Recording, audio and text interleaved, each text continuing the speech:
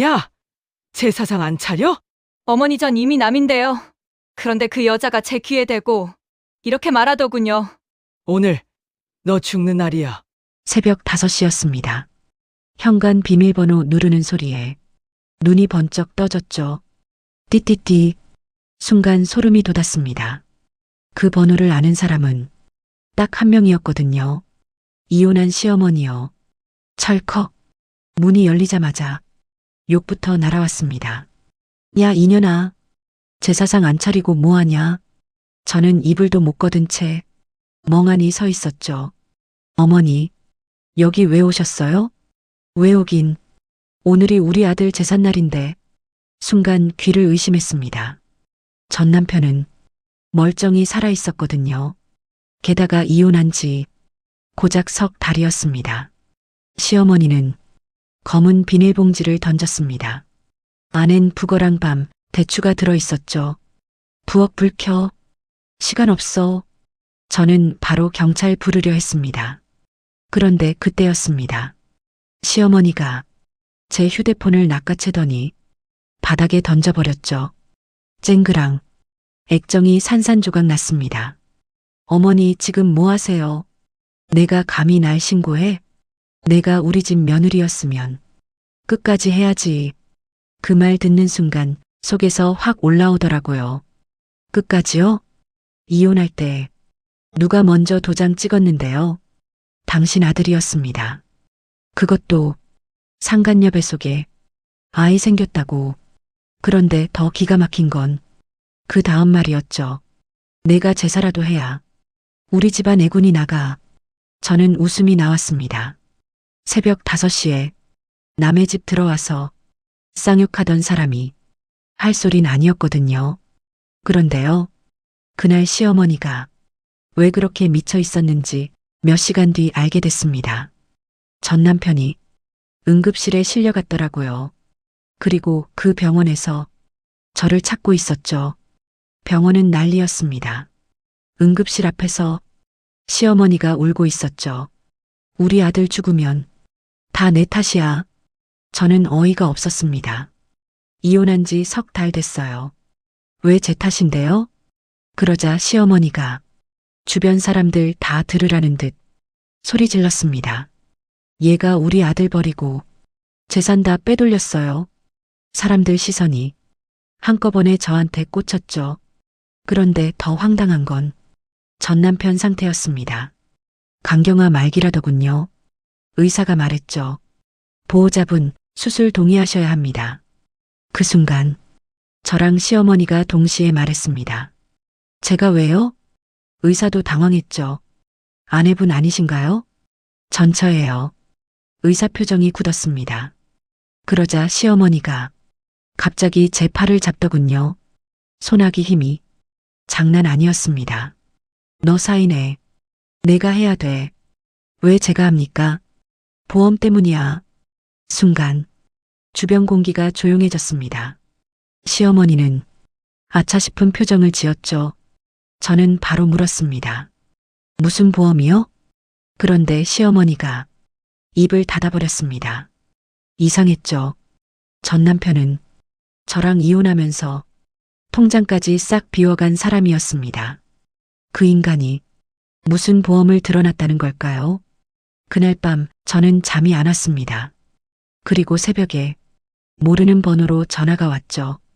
전 남편이었습니다. 숨소리가 거칠더군요. 여보, 듣자마자 끊으려 했습니다. 그런데 다음 말에 손이 멈췄죠.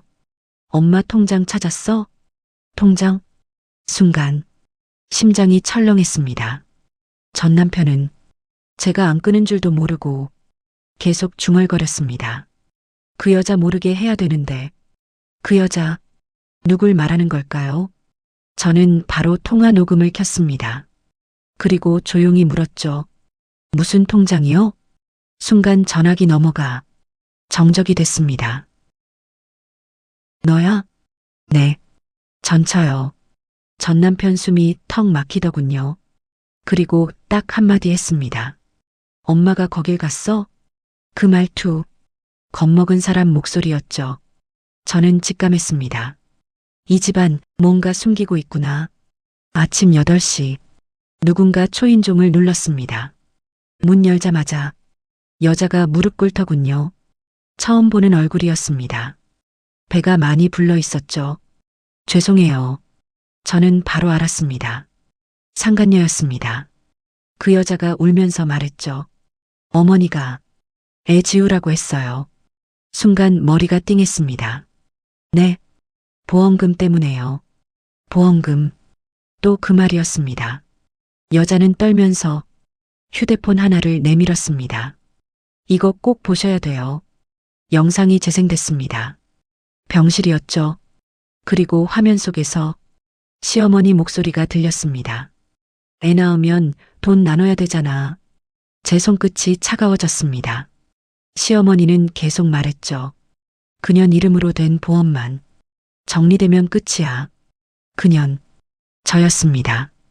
영상 속 전 남편은 산소호흡기 낀 채 누워 있었죠. 그런데도 고개를 끄덕이더군요. 순간 등골이 서늘했습니다. 보험 수익자? 설마. 저는 바로 집으로 뛰어갔습니다. 서랍 깊숙이 넣어둔 보험 서류를 꺼냈죠. 그리고 이름을 확인하는 순간 손이 떨렸습니다. 사망보험금 수익자, 제 이름이었습니다. 5억. 저도 몰랐던 보험이었죠. 가입 시점은 이혼 한 달 전. 그런데 더 이상한 건 서명란이었습니다. 분명 제 이름인데 제가 쓴 서명이 아니었거든요. 그때였습니다. 띵동. 문자가 왔죠. 발신인은 시어머니였습니다. 오늘 안으로 병원 와. 할 말 있다. 그 밑에 사진 한 장이 왔습니다. 제 주민등록증 사진이었죠. 분명 집에 있던 건데 순간 숨이 턱 막혔습니다. 시어머니가 우리 집에 다시 들어온 겁니다. 그리고 그때 머릿속에 스쳐간 게 있었죠. 어젯밤 깨진 휴대폰. 그 안에 공인인증서랑 은행 앱이 다 들어 있었거든요. 저는 바로 은행 앱부터 확인했습니다. 그리고 그대로 얼어붙었죠. 제 명의로 대출 신청이 들어가 있었습니다. 한도 1억 2천. 신청 시간은 새벽 5시 17분. 시어머니가 집에 왔던 바로 그 시간이었습니다. 순간 손이 덜덜 떨렸습니다. 이건 단순한 제사가 아니었어요. 처음부터 계획된 거였습니다. 그런데 더 무서운 건 아직 시작도 아니었다는 거죠. 그날 병원에서 시어머니가 꺼낸 한마디에 저는 진짜 소름이 돋았습니다. 내가 죽었어야 했는데 대체 왜 그런 말을 했을까요? 병원 복도였습니다. 시어머니는 주변 눈치도 안 봤습니다. 내가 죽었어야 했는데 저는 천천히 물었죠. 지금 뭐라고 하셨어요? 시어머니 눈이 완전히 돌아가 있더라고요. 우리 아들만 아니었으면 내가 먼저 갔어야지. 그 말 듣는 순간 확신이 들었습니다. 이 사람들 뭔가 크게 숨기고 있다. 저는 일부러 차분하게 물었습니다. 왜 그렇게까지 하세요? 그러자 시어머니가 갑자기 제 손목을 꽉 잡았죠. 보험금 타면 끝나는데 왜 자꾸 귀찮게 해? 순간 지나가던 보호자들이 다 쳐다봤습니다. 저는 일부러 크게 말했죠. 제 명의로 대출 신청한 것도 어머니죠? 시어머니 표정이 굳었습니다. 무슨 헛소리야. 새벽에 우리 집 들어왔잖아요. 증거 있어? 그 말 듣는데 오히려 웃음이 나왔습니다. 증거 있었거든요. 우리 집 복도 CCTV요. 이혼하고 제가 달았습니다. 그때 시어머니 얼굴이 순간 굳어버리더군요. 딱 걸린 사람 표정이었죠. 하지만 더 놀란 건 그 다음이었습니다. 병실 문이 열리더니 전 남편이 걸어 나왔습니다. 분명 강경화 말기라더니 멀쩡하게 서 있었죠. 산소호흡기까지 떼고요. 순간 피가 식었습니다.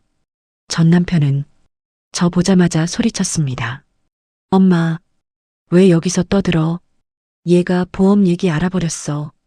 복도 공기가 순간 조용해졌습니다. 전 남편 얼굴이 하얗게 질리더군요. 저는 천천히 물었습니다. 보험? 무슨 보험인데? 전 남편이 억지 웃음을 지었습니다. 아니야. 엄마가 오해한 거야. 그럼 왜 내 서명을 위조했는데? 순간 전 남편 눈빛이 흔들렸죠. 제가 보험 서류를 꺼내 보여줬거든요. 이거 경찰에 낼까요? 그때였습니다. 병실 안에서 누군가 욕을 하며 나오더군요. 상간녀였습니다. 배를 부여잡고 울고 있었죠. 오빠, 나한테는 아무 말도 안 했잖아. 전 남편 얼굴이 완전히 무너졌습니다. 상간녀는 휴대폰을 저한테 들이밀었습니다. 이거 봐요. 저도 이제 다 알아요. 영상엔 전 남편과 시어머니 대화가 녹음돼 있었습니다. 걔 앞으로 보험 들면 병원비도 해결되고 빚도 막을 수 있어. 죽기 전에만 처리하면 돼. 제 손끝이 싸늘해졌습니다. 죽기 전에? 그 말이 계속 맴돌더군요. 그런데 더 충격적인 건 그 다음 대사였습니다. 교통사고처럼 만들면 의심도 안 받아. 순간 복도에 있던 사람들까지 숨을 삼켰습니다. 상간녀는 울면서 말했죠. 저도 몰랐어요. 진짜 죽일 줄은. 저는 바로 물었습니다. 누굴 죽여요? 상간녀가 덜덜 떨며 말했습니다. 언니요. 순간 귀에서 삐소리가 나더군요. 전 남편이 다급하게 소리 질렀습니다. 그만해. 하지만 이미 늦었죠. 상간녀는 터진 사람처럼 말했습니다. 지난달 브레이크 고장 난 것도 오빠가 시킨 거래요. 순간 다리가 풀렸습니다. 그 사고 한 달 전이었죠. 퇴근길에 브레이크가 안 먹혀서 중앙분리대 박았던 일. 그때 정비소에서 이상하다고 했었습니다. 누가 일부러 건드린 것 같다고. 그런데 저는 설마 했었죠. 설마 사람이 그러겠냐고. 근데 진짜였던 겁니다. 전 남편이 갑자기 상간녀 뺨을 때렸습니다. 짝! 병원 복도가 얼어붙었죠. 입 닥쳐. 상간녀는 바닥에 넘어졌고 배를 감싸며 울었습니다.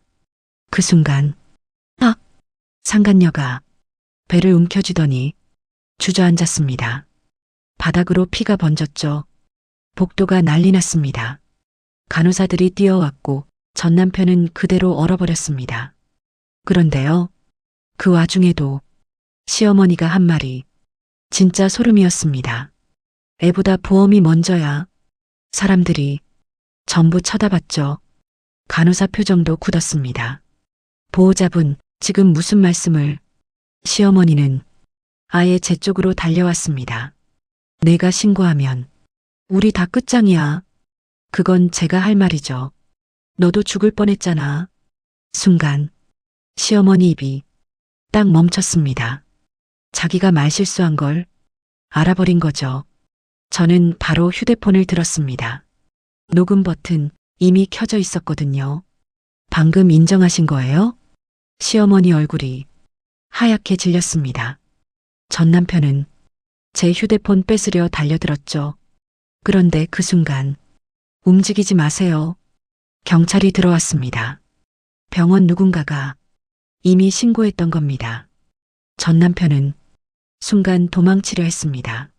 하지만 경찰 둘이 바로 붙잡았죠. 보험 사기, 사문서 위조, 살인 미수 혐의로 조사하겠습니다. 복도 전체가 조용해졌습니다. 시어머니는 그 자리에서 주저앉았죠. 아니야. 그럴 생각까진. 경찰이 차갑게 말했습니다. 브레이크 정비 기록 확보됐습니다. 그 말 듣자마자 전 남편 표정이 무너졌습니다.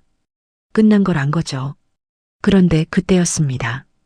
응급실 안쪽에서 의사가 급하게 뛰어나왔습니다. 산모 위험합니다. 보호자 누구예요? 전 남편은 꼼짝도 못했죠. 수갑찬 상태였으니까요. 상간녀는 눈물 범벅이 된 채 저를 붙잡았습니다. 언니, 제발. 저는 잠시 망설였습니다. 솔직히 말하면 모른 척하고 싶었죠. 제 인생 망친 여자였으니까요. 그런데 뱃속 아이는 죄가 없었습니다. 저는 결국 수술 동의서에 사인했습니다. 그 모습을 본 시어머니가 갑자기 울기 시작했죠. 내가 왜? 저는 차갑게 말했습니다. 사람이면 이 정도는 합니다. 그 말 듣는데 시어머니 얼굴이 완전히 무너지더군요. 하지만 진짜 반전은 그 다음날 터졌습니다. 경찰서에서 보험 조사 결과가 나왔거든요. 그 보험 수익자가 저 혼자만이 아니었습니다. 또 다른 이름 하나가 더 들어 있었죠. 그 이름 보는 순간 저는 숨이 멎는 줄 알았습니다. 이미 10년 전에 죽은 사람 이름이었거든요. 경찰서 조사실이었습니다. 형사가 보험 서류를 밀어줬죠. 이 이름 아십니까? 저는 종이를 보다가 숨이 턱 막혔습니다. 수익자 공동지정. 제 이름 옆에 한 사람이 더 적혀 있었죠. 김은자. 전 시아버지 첫째 부인 이름이었습니다. 그런데 그 사람 이미 10년 전에 죽었습니다. 저는 바로 말했죠. 이분 돌아가셨어요. 형사가 고개를 끄덕였습니다. 저희도 그렇게 알고 있습니다. 근데 왜 보험에?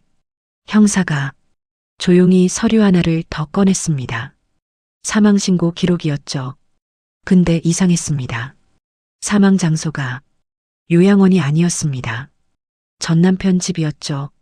순간 머릿속이 멍해졌습니다. 김은자, 제가 결혼 초기에 딱 한 번 본 적 있었거든요. 시어머니는 그때 이렇게 말했습니다. 치매 심해서 시설에 맡겼다. 그리고 아무도 그 얘기를 안 했죠. 그런데 보험 서류에 이름이 살아있다? 형사가 낮게 말했습니다. 사망 처리 과정이 조금 이상합니다.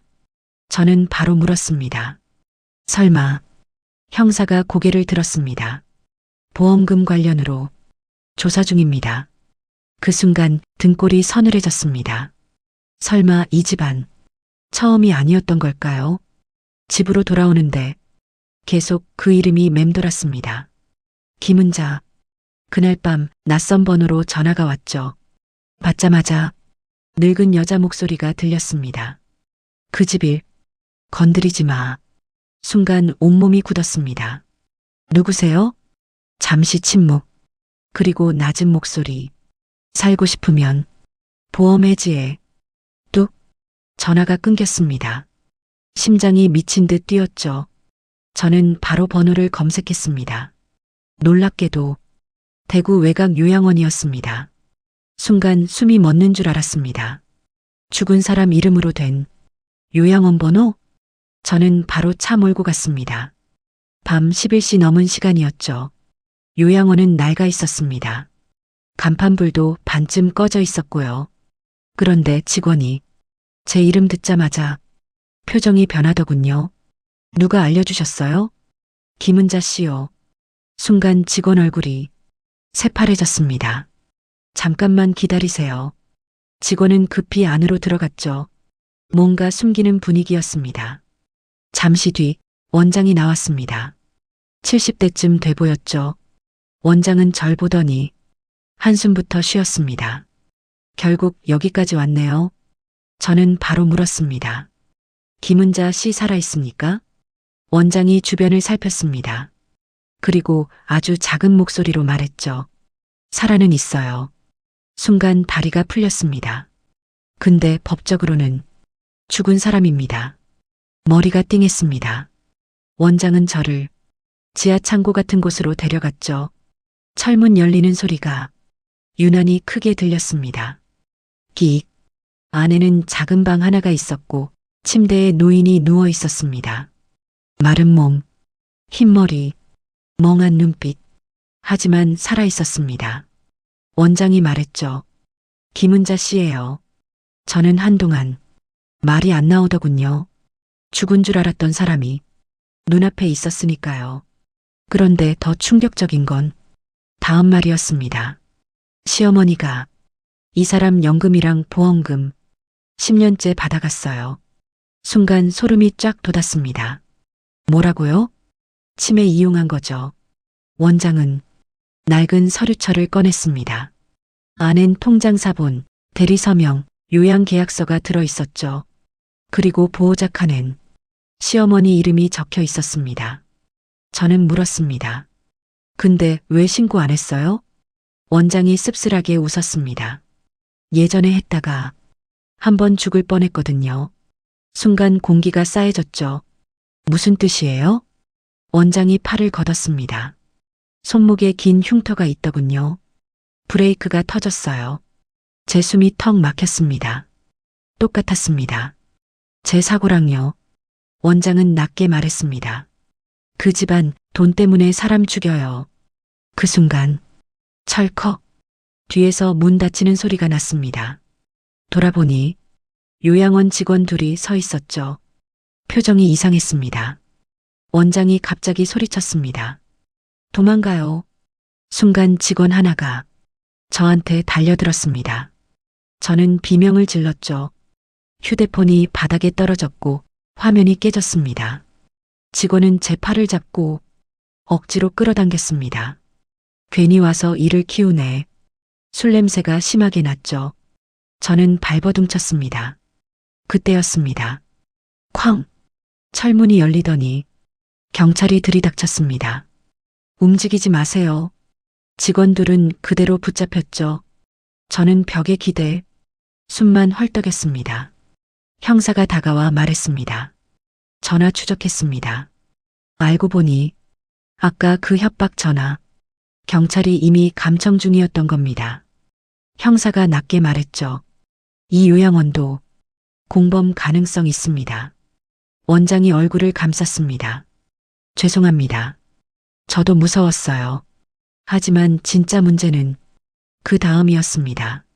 형사가 제게 물었죠. 혹시 시어머니 집 열쇠 아직 갖고 계십니까? 저는 고개를 끄덕였습니다. 왜요? 형사가 짧게 말했습니다. 압수수색 들어가야 합니다. 그날 새벽 경찰과 함께 시어머니 집으로 갔습니다. 집안은 깜깜했죠. 근데 이상했습니다. TV 소리가 들렸거든요. 경찰이 조심히 문 열었습니다. 그리고 순간 다들 멈춰섰습니다. 거실 한가운데 시어머니가 앉아 있었죠. 활짝 웃으면서요. 그리고 식탁 위엔 제 사진이 올려져 있었습니다. 제사상처럼요. 냄새부터 이상했습니다. 향 냄새, 썩은 음식 냄새, 그리고 술 냄새까지 섞여 있었죠. 시어머니는 TV도 안 보고 있었습니다. 계속 제 사진만 보더군요. 사진 주변엔 북어랑 촛불, 흰 국화까지 놓여 있었죠. 진짜 제사상이었습니다. 형사가 먼저 말했죠. 김정혜 씨 맞습니까? 시어머니는 천천히 고개를 돌렸습니다. 그리고 웃더군요. 왔네. 소름이 돋았습니다. 눈빛이 정상이 아니었거든요. 시어머니는 제 사진을 쓰다듬으며 말했죠. 인연은 이미 죽었어야 했어. 순간 경찰 둘이 서로 눈치를 봤습니다. 형사가 물었죠. 무슨 의미입니까? 시어머니는 아무렇지도 않게 말했습니다. 보험금 들어오면 우리 아들 살 수 있었는데 그 말 듣는 순간 형사 표정이 굳었습니다. 저는 조용히 물었죠. 그래서 브레이크도 건드렸어요? 시어머니가 저를 똑바로 쳐다봤습니다. 그리고 피식 웃었죠. 근데 안 죽더라. 순간 공기가 얼어붙었습니다. 형사가 바로 녹음기를 켰죠. 지금 진술 다 기록됩니다. 그런데 시어머니는 오히려 당당했습니다. 기록해. 어차피 다 끝났어. 그 말이 이상했죠. 너무 이상하게 침착했습니다. 형사가 주변을 살피기 시작했습니다. 그때였습니다. 안방 문틈에서 휴대폰 진동 소리가 들렸죠. 부르르. 형사가 문을 열었습니다. 그리고 안에서 검은 비닐봉투 하나를 꺼냈죠. 안엔 현금 다발이 들어 있었습니다. 5만 원권. 수천 장. 저도 모르게 말했죠. 저 돈 뭐예요? 형사가 세어보더니 낮게 말했습니다. 3억 넘습니다. 순간 시어머니 얼굴이 굳어버렸죠. 그리고 형사가 봉투 아래에서 통장 여러 개를 발견했습니다. 명의가 전부 달랐습니다. 죽은 사람 이름, 치매 환자 이름, 요양원 노인들 이름까지. 형사가 이를 악물었죠. 이거 조직적으로 한 겁니다. 그때였습니다.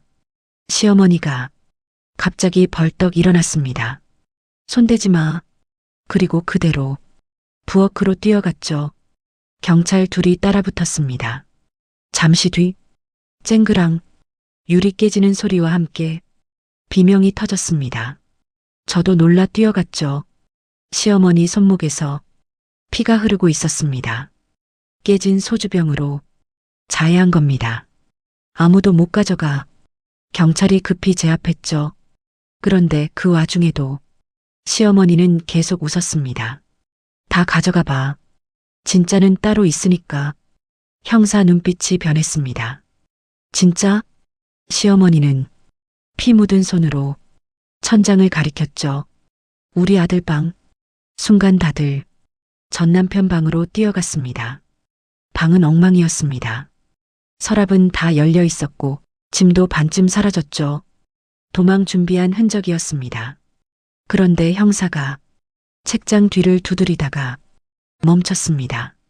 텅텅. 벽소리가 이상했거든요. 형사가 책장을 밀자 숨겨진 공간이 나왔습니다. 그리고 안에 있던 걸 보는 순간 다들 말이 없어졌죠. 사진들이었습니다. 수십 장, 노인들 사진, 병실 사진, 사망진단서 사진, 그리고 제 사진까지 몰래 찍힌 것들이었죠. 형사가 하나를 집어들었습니다. 이 날짜, 제 브레이크 사고 전날이었습니다. 사진 뒷면엔 메모가 적혀 있었죠. 보험 갱신 완료. 손끝이 떨렸습니다. 그때 형사가 노트북 하나를 발견했죠. 전원을 켜자 폴더가 나왔습니다.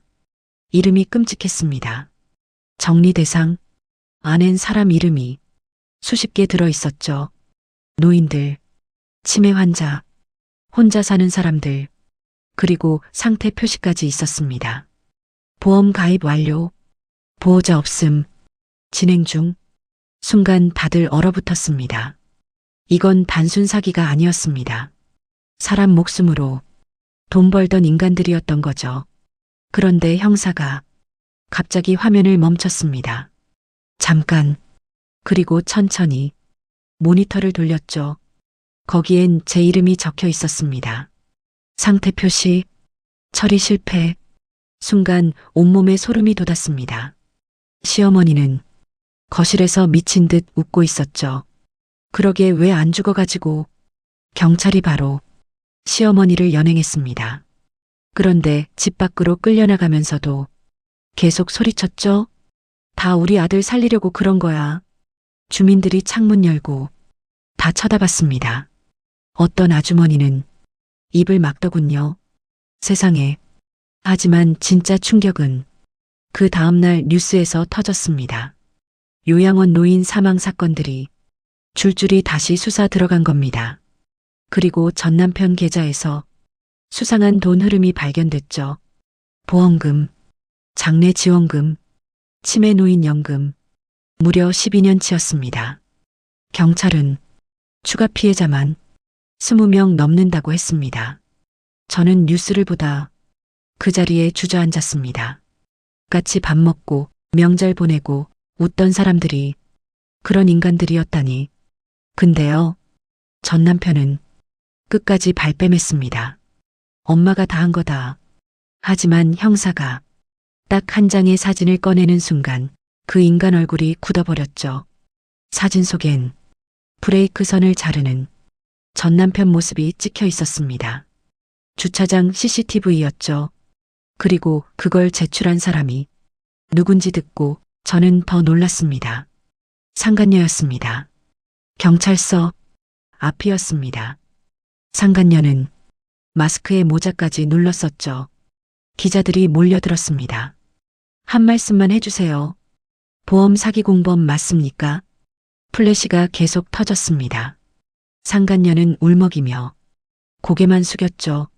저는 멀리서 그 모습을 보고 있었습니다. 솔직히 복잡했습니다. 믿기도 했고 불쌍하기도 했으니까요. 그때 형사가 제게 다가왔습니다. 제출한 자료가 꽤 많습니다. 어떤 거요? 형사는 USB 하나를 흔들었습니다. 12년치 녹음이요. 순간 귀를 의심했습니다. 12년이요? 형사가 고개를 끄덕였죠. 그 여자 처음부터 다 녹음했더군요. 알고 보니 상간녀는 전 남편을 완전히 믿지 못했다고 합니다. 돈 얘기만 나오면 사람이 달라졌거든요. 그래서 몰래 녹음을 시작했답니다. 그 안엔 충격적인 내용이 많았습니다. 노인들 보험 가입시키는 법, 치매 환자 명예 빼돌리는 법, 병원 직원 회유한 얘기까지, 심지어 이런 말도 있었죠. 혼자 사는 노인이 제일 쉬워. 형사가 이를 악물더군요. 사람이 할 소리가 아니죠. 그런데 그 많은 녹음 중 제일 끔찍했던 건 따로 있었습니다. 제 사고 전날 녹음이었죠. 전 남편 목소리가 선명하게 들렸습니다. 죽지만 않으면 돼. 시어머니가 물었습니다. 근데 왜 굳이 걔를? 전 남편이 웃더군요. 보험금 제일 많이 나오잖아. 그 순간 손이 떨려서 휴대폰을 놓칠 뻔했습니다. 한때 남편이었던 인간이 저를 돈으로 본 거였으니까요. 형사는 조용히 말했습니다. 이 녹음 덕분에 살인미수 적용 가능합니다. 그런데 그때였습니다. 경찰서 안이 갑자기 소란스러워졌죠. 119 불러. 빨리. 사람들이 뛰어다녔습니다. 저와 형사도 안으로 들어갔죠. 그리고 조사실 앞에서 다들 멈춰 서 있었습니다. 전 남편이 쓰러져 있었거든요. 입에 거품을 물고요. 형사가 바로 외쳤습니다. 약물 확보해. 구급대가 들어왔고 전 남편은 들것에 실려갔습니다. 그런데 들것 지나가던 순간 그 인간이 절 붙잡더군요. 손이 덜덜 떨렸습니다. 그리고 아주 작게 말했죠. 엄마 조심해. 순간 소름이 돋았습니다. 무슨 뜻이야? 하지만 이미 늦었습니다. 전 남편은 그대로 의식을 잃었죠. 그날 밤 경찰에서 연락이 왔습니다. 시어머니가 사라졌다는 겁니다. 유치장 화장실 간 사이 도망쳤다고요. 형사 목소리가 다급했습니다. 혹시 연락 오면 바로 신고하세요. 전화를 끊는데 등골이 서늘했습니다. 그 여자가 어디로 갈지 저는 본능적으로 알 것 같았거든요. 제 집이었습니다. 저는 바로 문단속부터 했습니다. 비밀번호도 바꿨죠. 근데 이상했습니다. 거실 불이 켜져 있었습니다. 분명 끄고 나왔는데 순간 숨이 멎는 줄 알았습니다. 저는 조심히 안으로 들어갔죠. 그리고 그대로 얼어붙었습니다. 식탁 위에 따뜻한 미역국이 놓여 있었습니다. 김까지 올라가 있었죠. 그리고 국 옆에 메모 한 장이 있었습니다. 생일 축하한다. 오늘 제 생일이었습니다. 손끝이 싸늘해졌죠. 그 여자가 집에 들어온 겁니다. 저는 떨리는 손으로 경찰에 전화했습니다. 그런데 바로 그때 드르륵 안방 문이 열렸습니다. 시어머니였습니다. 환자복 차림이었죠. 맨발에 머리는 산발이었고요. 근데 표정이 너무 이상했습니다. 웃고 있었거든요. 왔네? 저는 뒷걸음질 쳤습니다. 어떻게 들어왔어요? 시어머니는 천천히 식탁에 앉았습니다. 그리고 미역국을 밀어주더군요. 먹어. 마지막 생일일 수도 있으니까. 순간 숨이 턱 막혔습니다. 그런데 더 무서운 건 시어머니 손에 들린 약봉지였습니다. 병원 약이 아니었어요. 농약이었습니다. 저는 바로 도망치려 했습니다. 근데 현관문이 안 열렸죠. 밖에서 체인을 걸어둔 겁니다. 시어머니가 낄낄 웃었습니다. 이번엔 실패 안 해. 그 순간 온몸이 굳어버렸습니다. 시어머니는 천천히 제 쪽으로 걸어왔죠. 우리 아들 망했잖아. 내가 책임져야지. 농약 냄새가 확 올라왔습니다. 저는 떨리는 목소리로 말했죠. 지금 경찰 오고 있어요. 오기 전에 끝내면 되지.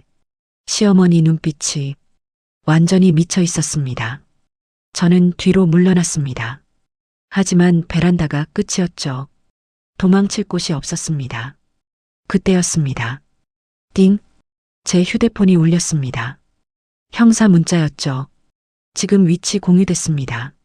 문 열지 마세요. 순간 저는 일부러 큰 소리로 말했습니다. 형사님, 빨리 올라오세요. 시어머니 얼굴이 굳었습니다. 그리고 갑자기 제 머리채를 잡아당겼죠. 죽어. 몸이 그대로 넘어졌습니다. 머리를 바닥에 부딪히는 순간 눈앞이 하얘졌죠. 시어머니는 농약병 뚜껑을 열었습니다. 독한 냄새가 퍼졌습니다. 그리고 제 입을 억지로 벌리려 했죠. 그 순간 쾅!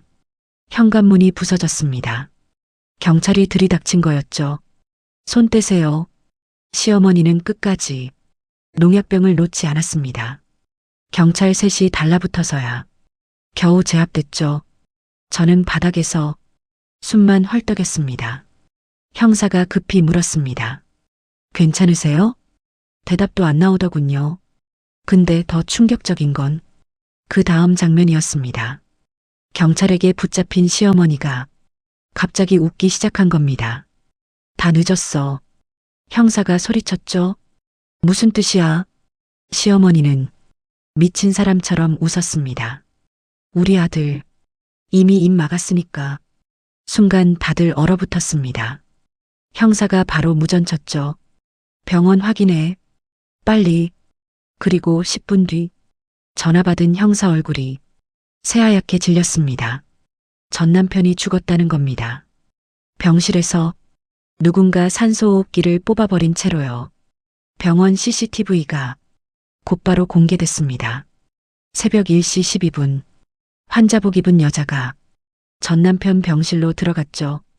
그리고 3분 뒤 혼자 나왔습니다. 얼굴은 안 보였지만 다들 알았습니다. 시어머니였죠. 형사가 이를 악물었습니다.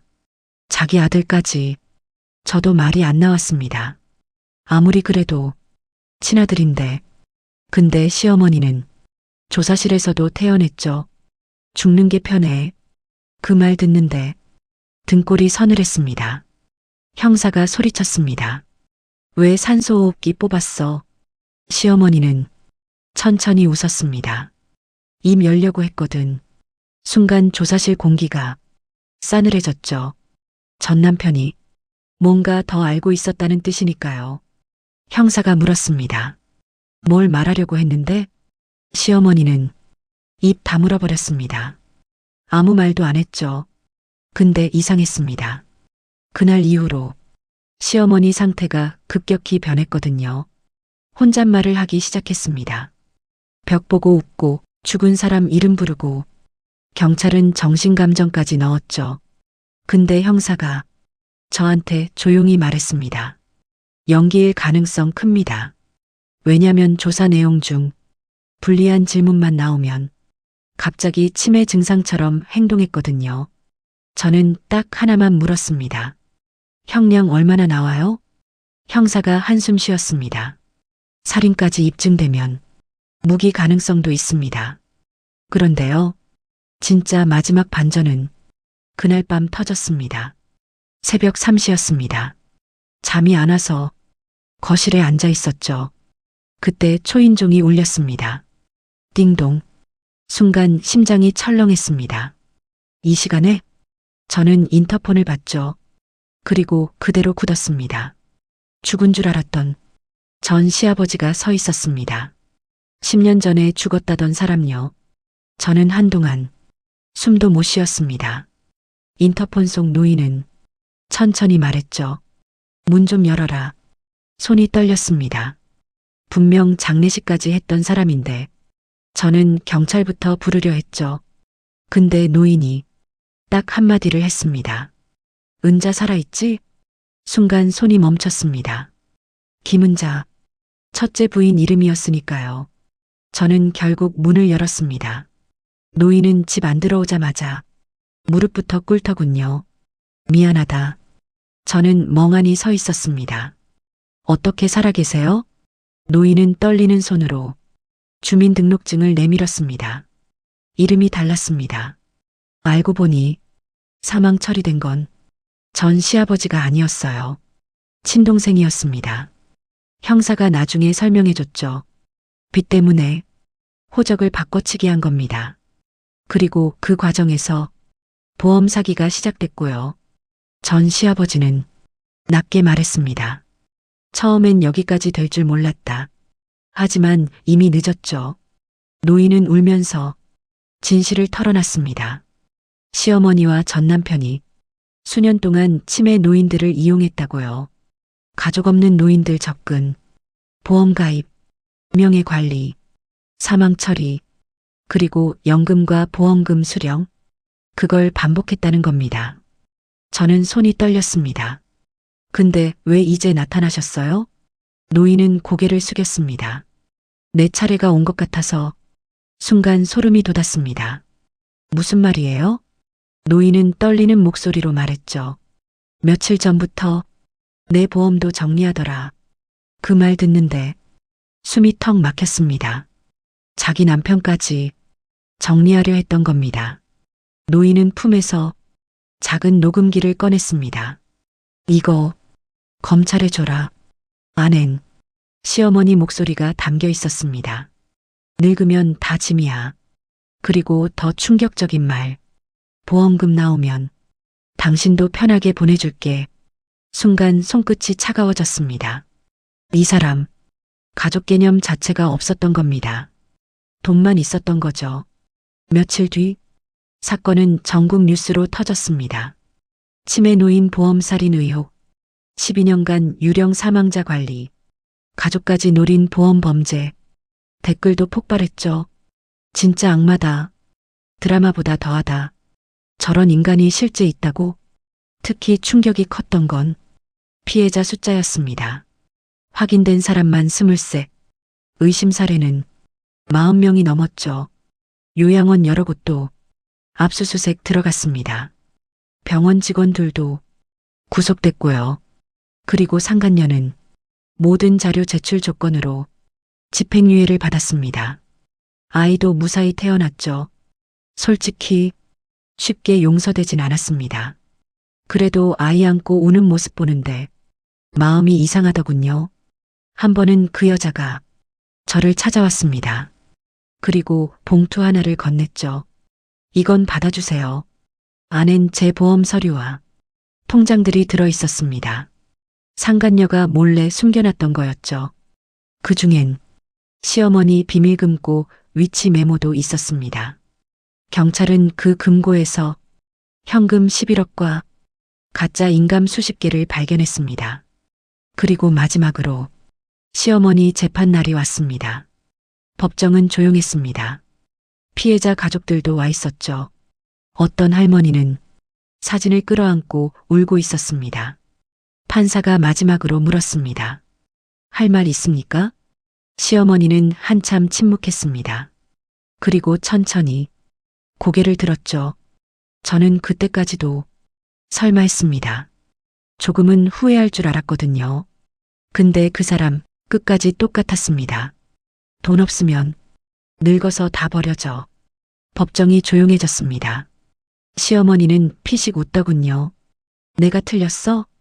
순간 방청석 여기저기서 울음소리가 터졌습니다. 판사는 차갑게 말했죠. 피고인 김정희에게 무기징역을 선고합니다. 그 순간 시어머니가 처음으로 표정이 무너졌습니다. 수갑찬 손이 떨렸죠. 근데 마지막까지도 저를 노려보더군요. 넌 오래 못 살아. 저는 가만히 바라봤습니다. 그리고 딱 한마디 했죠. 어머니보다 오래는 살게요. 시어머니 얼굴이 완전히 일그러졌습니다. 그날 재판 끝나고 저는 혼자 병원 앞을 걸었습니다. 전 남편이 죽었던 곳, 상간녀 아이가 태어난 곳, 제 인생이 뒤집힌 곳이었죠. 근데 이상하게 처음으로 숨이 편하더군요. 그렇게 12년 지옥이 끝났습니다. 하지만 아직도 새벽 초인종 소리 들리면 가슴이 철렁합니다. 진짜 무서운 건 귀신이 아니라 가족 얼굴 하고 있는 사람이더라고요. 오늘 사연 어떻게 들으셨나요? 비슷한 경험 있으셨다면 댓글로 나눠주세요.